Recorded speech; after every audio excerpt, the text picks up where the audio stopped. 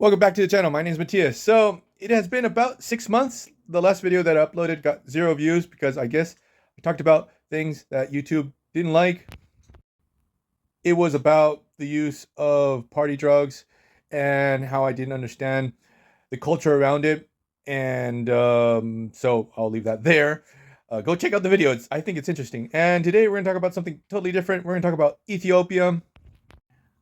I thought it was super interesting on a geopolitical level, the finishing of the construction of the GERD Dam in Ethiopia, which is on the Blue Nile, one of the main tributaries to the Nile River.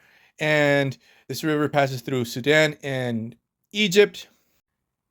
And both of these countries are really not happy with the construction of this dam, to the point that Egypt considers this to be a threat on a national level for the country, for its own survival. And I thought this was interesting enough that I just was really inspired to make another video, even though, again, like I haven't been able to upload anything for a while or to have any consistency because I'm pretty much holding down 2 jobs. Things are rough. I'll do 2 videos dedicated to this. Never in my life public policy has affected me so poorly, and public policy of 2 countries has affected me even worse.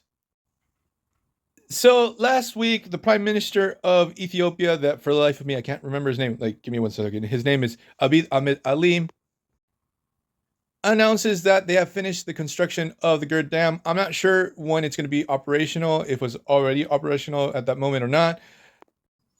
I did like a surface level investigation over this, and well, it's pretty ballsy to say investigation if you're just doing a Google search.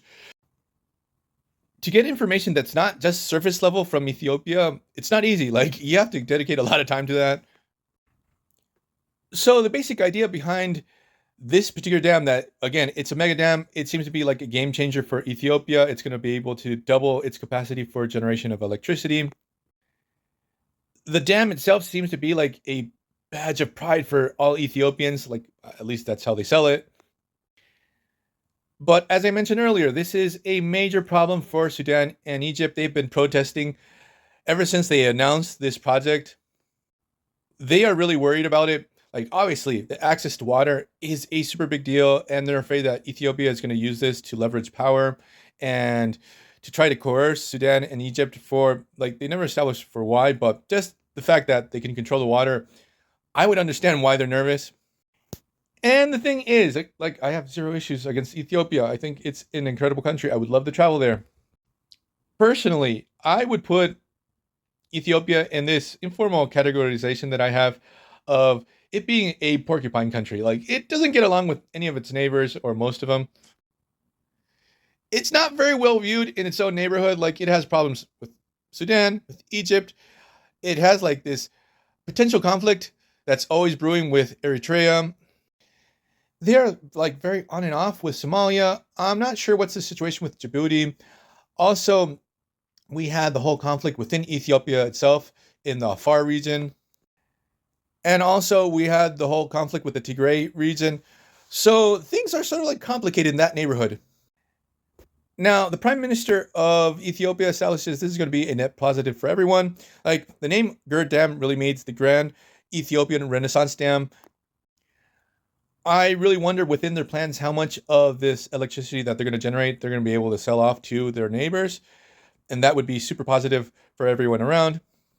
The dam itself is like in a very isolated place in Ethiopia. It's on its far west side. It's 14 kilometers away from the border of Sudan. On the Sudan side, there's no major cities, and on the Ethiopian side, like I think the closest city is about 150 kilometers to 200 kilometers. There is like this small city called Guba about 30 kilometers away, which I guess the people that work at the dam live there. Now, the population of that city, it's not super clear. The numbers for it's like sort of all over the place, like everywhere I check. So I'm not sure if it's a town or a city. Like, the first major city is called Mamduk, which I've seen it's been written like in many different ways when you Google it, but it's about 130 kilometers away, just to be exact. I double checked just now. Now, the border between Ethiopia and Sudan, it's pretty interesting because there's only 2 roads that cross that border, even though it's 700 kilometers long. It's more than that, it's like 744 kilometers long. there's not much connectivity between the two states. And circling back to that whole problem that we have between Sudan and Egypt and Ethiopia, like Ethiopia tried to sign a deal with them and it just fell through. So I find it super interesting that this dam that's almost 2 kilometers long might alter the dynamics of the geopolitics in the area. Will it fuel future conflicts with Ethiopia's neighbors?